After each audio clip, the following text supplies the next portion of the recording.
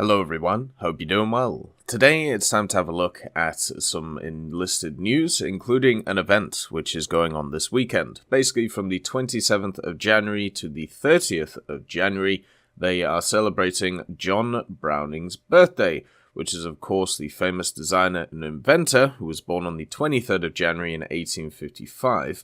Who made a bunch of firearms. He created the first semi-automatic shotgun, the Browning Auto 5, and the M1911 semi-automatic pistol, which is still used today. Also stuff like the M1917, the M1919, and of course the large caliber M2. All these machine guns were used a lot of them are still used today when it comes to the overall thing. So the guy is obviously very famous, and I kind of like the idea of these little events when it comes to Enlisted. And what they're doing is basically if you get 50 machine gun kills, you get a 100% booster for one battle. This can be received each day, so you can get one per day. And then also for shooting down one aircraft by a machine gunner, you get 2 weapon upgrade orders, which can be received once per event. You can technically, if you want, on the 31st of January, purchase weapon upgrade orders for gold if you feel like. And it counts kills and destructions from handheld and stationary regular and large caliber machine guns. So not too hard to do.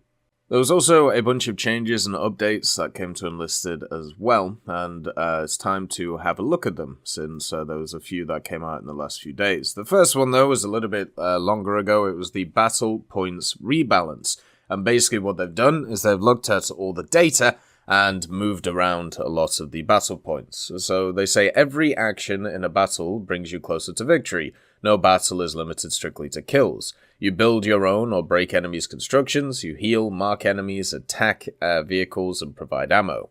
Since the first balancing of scoring actions, enough time has passed that our game has seen the introduction of more powerful tanks, faster, more heavily armed aircraft, and countless new mechanics. So basically what they're doing is they're rebalancing how much score you get per what action you're doing in the game.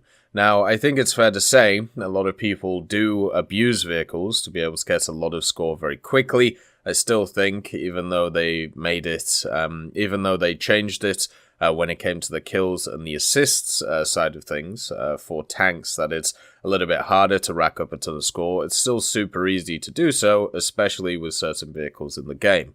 One of the things that I've talked about a lot is the issue when it comes to Enlisted and how powerful some of the vehicles are, especially if you are a person who doesn't have the higher levels ground out. You just can't deal with those vehicles and you just die.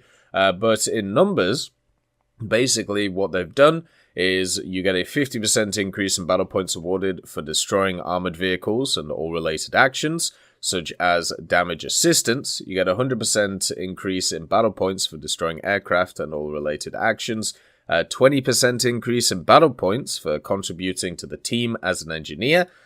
So basically use of your structures or damage by your structures, assists with your structures, a 20% increase in battle points for destroying enemies' engineering structures, 50% increase in battle points for for being useful to the team as a medic, so healing and also use of medical boxes, and 20% increase in battle points for repairing and extinguishing armored vehicles. So instead of just being focused on the capturing and then also the killing, now utility areas are getting a little bit more stuff, which is really nice because, as we've talked about many times, engineers win battles. It's as simple as that. Engineers are easily the key component to win stuff in Enlisted. Getting spawn beacons down, getting certain little things down to be able to push forward or to be able to defend. They are super useful compared to everything else. And even at the higher levels can be pretty good as well when it comes to the killing department. Maybe not as good as some other things, but still very, very strong. And also at the same time, they are promoting, annihilating vehicles, which is good. I mean, in some campaigns now, I just take a ton of AT squads because I just can't deal with the amount of barrage of vehicles that come in. There's a lot of them, a lot of tanks, especially in stuff like the Berlin campaign, and there's still stuff like the Tiger II that I find very hard to kill, unless, of course, I am in another tank, such as the IS-1. So that could be a bit annoying. There was also an update on the 19th of January, 0.4.1.76. What they did is on the A20G25 in Tunisia, they clarified the cruise size, so it was probably wrong. And then they did a bunch of buffs again to some very high-end weapons. So the Karali 39M, they increased the amount of carried ammunition from 120 to 160 rounds. This is the same as the premium version now. And for the Sniper MKB-42H in Stalingrad, they did the same thing. So now you can carry 120 rounds with that, which is the same as the Moscow campaign.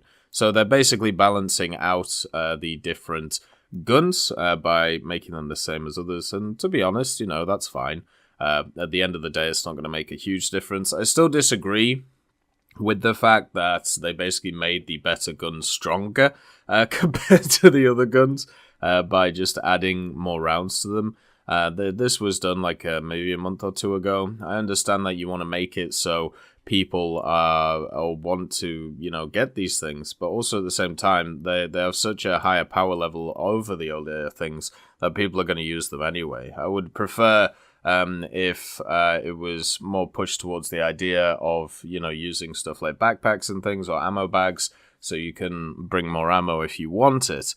The other thing is, because there isn't really a form of matchmaking yet, you know, a tier-based matchmaking or whatever type of matchmaking you could think of, now you're just, you know, smashing people with more rounds to, you know, with higher-end weapons. So it's kind of nuts. They also fixed the loss of soldiers' abilities after the game window had been resized, which is which is kind of odd. They just couldn't do anything.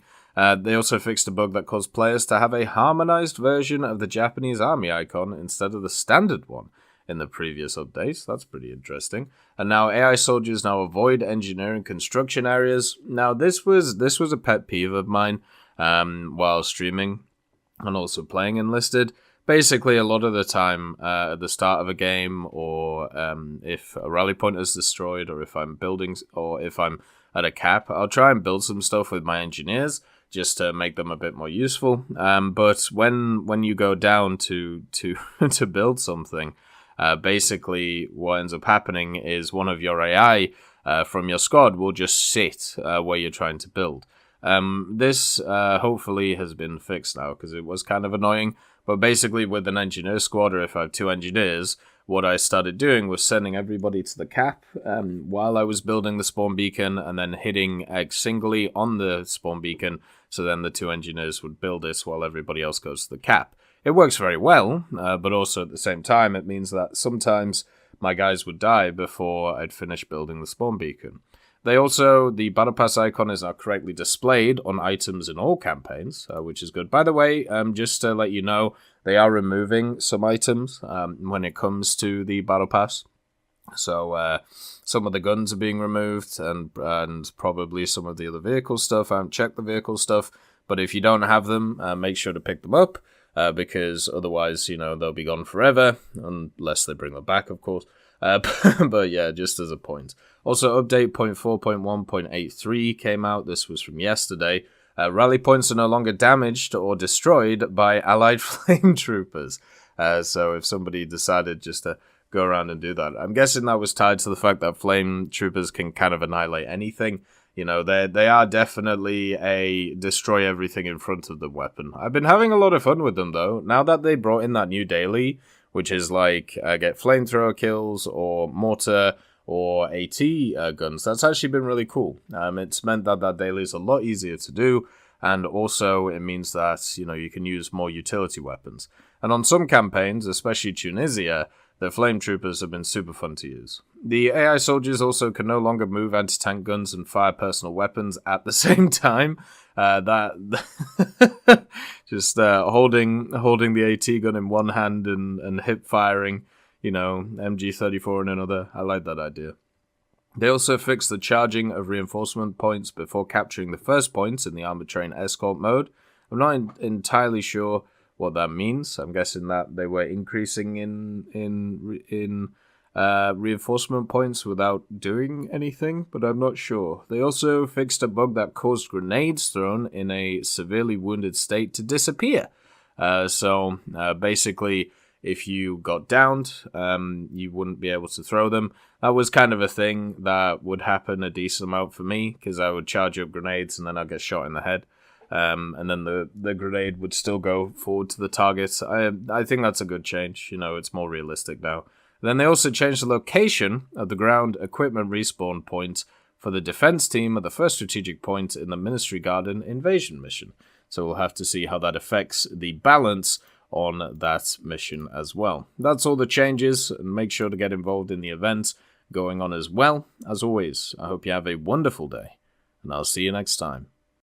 I'd like to thank Forge, Siegebreak, Carrion Crow, Nicholas Richardson, Elove Goat, Pyman, Winter Scientist, Merciless Reaper, Orange Tail, Teddy, Daniel Stanton, Moxie, B. Young, and also Sem Arslan, Wilkski, Uncle Bean, Derek R., Bareen, Lafouche, and Samuel Slick for supporting the channel.